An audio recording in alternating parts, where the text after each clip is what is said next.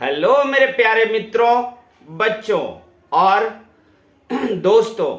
आज जरूरी जानकारी में आज का विषय है नोबेल प्राइज। नोबेल पुरस्कार दुनिया का नंबर 1 पुरस्कार है। इसमें एक सोने के सिक्के दिए जाते हैं मेडल के रूप में और 10 से 11 करोड़ रुपए, भारतीय में 10 से 12 करोड़ रुपए का इनाम भी दिया जाता है। तो ये सबसे अच्छा है पुरस्कार। तो मैंने सोचा कि इसके बारे में जानकारी सारा इकट्ठा करूं और आप लोगों को ये जानकारी मैं दे दूं। तो सबसे पहले तो हम आपको बताएंगे कि अल्फ्रेड नोबेल थे, जिनके नाम पर में ये पुरस्कार शुरू हुआ। ये पुरस्कार कब शुरू हुआ और सबसे बड़ी बात, ये पुरस्कार देने की शुरुआत क्यों की गई, ये भी हम आपको बताएंगे। इसके अलावा हम आपको बताएंगे कि नोबेल प्राइज के पीछे जो कहानी है, जिसमें अल्फ्रेड नोबेल का भाई का डेथ हो गया था, उसके बाद उन्होंने क्या किया ये बताएंगे। अल्फ्रेड नोबेल ने डायनामाइट का आविष्कार किया था। वैसे अल्फ्रेड नोबेल आपको स्वीडन के रहने वाले थे और उनका भाई, दोनों ने मिलकर सेना और सेना से रिलेटेड जितने इक्विपमेंट उपकरण होते हैं और विभिन्न तरह के विस्फोटक पदार्थ, ये सारा मिलाकर इन दोनों भाइयों ने 355 इन्वेंशंस किए थे, यानी कि 350 आविष्कार इन्होंने अपने नाम किए थे, जिनमें से बहुत सारा पेटेंट भी किए थे। 355 आविष्कार आज तक किसी साइंटिस्ट ने नहीं किया है। आइंस्टाइन ने भी 100 तक ही किए थे, लेकिन इन दोनों भाइयों अल्फ्रेड नोबेल और उनके बड़े भाई ने मिलकर के इन्होंने 355 आविष्कार किया। कुछ छोटे थे, कुछ बड़े थे, इनका शायद गिनती नहीं हो पाया। अल्फ्रेड नोबेल जो 21 दिसंबर 1833 को स्वीडन के स्टॉकहोम में ये जन्म लिए थे। ये एक केमिस्ट भी थे, इंजीनियर भी थे और एक इन्वेंटर भी थे। इनका डेथ 1896 को 63 इयर्स के उम्र में इटली में हुआ था। तब वो इटली में रहते थे।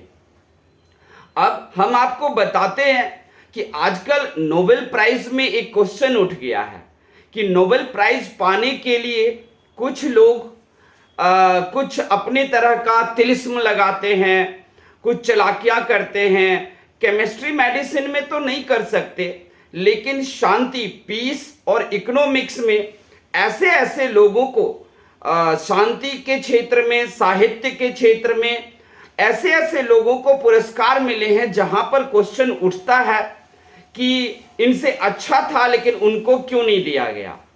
कुछ भी हो, हम इसके बारे में आपको जानकारी बता दें कि इसकी शुरुआत जो है 1901 में शुरू हुआ था, यानी कि अल्फ्रेड नोबेल के 5वीं बरसी से ये शुरू हो गया। इसके पीछे कहानी क्या है, तो सबसे पहले अल्फ्रेड नोबेल और उनके भाई ने स्वीडन में एक बारूद या डायनामाइट या विभिन्न तरह के सेना के में यूज होने वाले विस्फोटक पदार्थ का फैक्ट्री लगाया। उन फैक्ट्री में दोनों भाई आविष्कार करते थे, मेहनत करते थे। एक दिन लंच में काम था तो दोनों भाई में प्यार बहुत था। लंच करना, कोई भी काम करना, खाना पीना सब साथ में था। अल्फ्रेड नोबेल, एक दिन की बात है कि लंच के लिए घर जाना था और दोनों भाइयों को जाना था, लेकिन फैक्ट्री में काम ज्यादा होने के वजह से अल्फ्रेड नोबेल के बड़े भाई ने कहा, तुम लंच कराओ घर से और मेरे लिए ले आना, मैं तब तक काम देखता हूं। अल्फ्रेड नोबेल गए लंच करने घर। इस बीच में फैक्ट्री में ब्लास्ट हो गया। कई सारे लेबर, मजदूर और अल्फ्रेड नोबेल के भाई भी उसमें मर गए, उनका डेथ हो गया। जब वो वापस लौट कर आए, पूरी फैक्ट्री जली हुई थी और भाई मरा हुआ था। भाई से इतना ज्यादा प्यार करते थे कि इनको रहा नहीं गया और उसके बाद से उन्होंने इन सारे चीज़ों का त्याग कर दिया, फैक्ट्री बेच दिया, सब कुछ बेच दिया बेचकर जितना भी पैसा आया वो स्वीडन के सेंट्रल बैंक को दे दिया गया। स्वीडन के सेंट्रल बैंक ने को देकर उन्होंने एक विल लिखकर दे दिया, अपनी एक इच्छा पत्र लिखकर दिया कि जो भी मेडिसिन में, फिजिक्स में, फिजियोलॉजी में, केमिस्ट्री में, पीस में, लिटरेचर में और इकोनॉमिक्स में वैसे बाद में जोड़ा गया है, उनके विल में इकोनॉमिक्स नहीं था। उनके विल में था कि फिजिक्स, केमिस्ट्री, मेडिसिन, फिजियोलॉजी, इन सब में जो भी बहुत ही मानवता के लिए अच्छा कार्य करेंगे उनको ये प्राइज दिया जाए, जिसमें लगभग 11 मिलियन डॉलर होगा, जो भारतीय रुपए में गिना जाए तो 10 करोड़ रुपए होंगे। इसके अलावा उनको एक सोने से प्लेट किया हुआ, सोने का गोल्ड प्लेटिंग एक मेडल दिया जाए। और यही स्वीडन के बैंक ने उसी उनके 5वीं बरसी से इसकी शुरुआत कर दी। आज भी मैं एक खास बात आपको बता दूं कि जितने पैसे उन्होंने दिए थे स्वीडन बैंक को कि इससे लोगों में तुम पुरस्कार बांटना, वो सारा पैसा अभी है ही। उस पैसे का जो ब्याज आता है स्वीडन के सेंट्रल बैंक को, उसी पैसे से सबको दिया जाता है ये प्राइज और पुरस्कार। सबसे बेस्ट, सबसे इज्जतदार और मेहनत करने वालों की ये पुरस्कार है। मेहनत करने वाले खुद अल्फ्रेड नोबेल थे। अल्फ्रेड नोबेल मानवता के एक पुजारी थे, शांति के दूत थे। उनके जैसा इस दुनिया में, इस धरती पर मनुष्य का जन्म लेना ही मुश्किल है। हालांकि और भी लोग डोनेटर जन्मे हैं, दानी बने हैं, लेकिन अल्फ्रेड नोबेल से बड़ा दानी इतिहास में मुझे तो नहीं मिलता। उन्होंने अपना 94% पूरा जितने भी धन थे उनका 94% उन्होंने दान कर दिया बैंक को, और इच्छा पत्र में लिख दिया था कि इसको किस किस क्षेत्र में देना है। तो मैं आपको ये पहले बता दिया कि 1901 10 दिसंबर को इस पुरस्कार देने की शुरुआत हुई। अल्फ्रेड नोबेल के 5वीं बरसी से शुरुआत हुआ और स्वीडन के सेंट्रल बैंक उसको देते हैं। कौन कौन से क्षेत्र हैं तो बताया था, chemistry, physiology, medicine, literature, peace और इकोनॉमिक्स। यानी कि 5 तो पहले से थे, इकोनॉमिक्स को बाद में जोड़ा गया है। अब सारे पुरस्कार में भी अलग अलग संस्था इसे संभालती है। फिजिक्स, केमिस्ट्री को रॉयल स्वीडिश एकेडमी नामक संस्था संभालती है। इकोनॉमिक्स को भी रॉयल स्वीडिश एकेडमी नामक संस्था यह पुरस्कार देने का कार्य करती है। और फिजियोलॉजी और मेडिसिन को नोबल असेंबली कार्लोनिस्का इंस्टीट्यूट इसको पुरस्कार देने का कार्य करता है। याद रखना, नोबल असेंबली कारोलिनिस्का इंस्टीट्यूट है जो फिजियोलॉजी और मेडिसिन में प्राइज देने का काम करती है। लिटरेचर में स्वीडिश एकेडमी नामक संस्था है जो ये पुरस्कार देने का कार्य करती है। पीस में, शांति में, नॉर्वे नोबेल कमिटी नामक संस्था है जो ये पुरस्कार देने का काम करती है। यानी कि पीस, लिटरेचर, फिजियोलॉजी, फिजिक्स, ये सब में मतलब 4 तरह की संस्था, इसमें 4 नाम से संस्था इस कार्य को क्रियान्वित करते हैं। अवार्ड में मैंने आपको बता दिया था, एक gold plated green gold medal दिया जाता है, 11 मिलियन डॉलर है, जो भारतीय में लगभग 10 करोड़ रुपए होता है। 2024 तक में अभी तक 1012 लोगों को नोबेल प्राइज दिया जा चुका है। 627 संस्थाओं को भी ये प्राइज दिया गया है, जो बहुत दुनिया में संस्था सब है जो मानव के उत्थान के लिए कार्य करते हैं, या साफ सफाई स्वच्छता के लिए, जैसे पर्यावरण के लिए। आप अफ्रीका में, याद होगा, अफ्रीका में बांगरी मथाई थे जो अकेले उन्होंने 10 लाख पेड़ लगा दिया था, तो उनको भी नोबेल प्राइज दिया गया था। हमारे देश में सबसे पहले ये प्राइज दिया गया था रविन्द्रनाथ टैगोर को, क्योंकि रविन्द्रनाथ टैगोर ने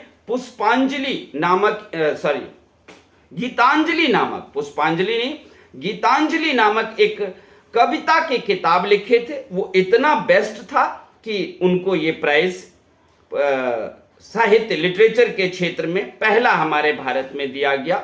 हमारे भारत में अभी तक 5 मूल भारतीयों को दिया गया है जो भारत में ही रहते हैं, और 7 ऐसे भारतीयों को दिया गया है जो रहते तो विदेश में हैं लेकिन भारतीय मूल के ही हैं। जैसे डॉक्टर अमर्त्य सेन, उनको इकोनॉमिक्स के क्षेत्र में दिया गया।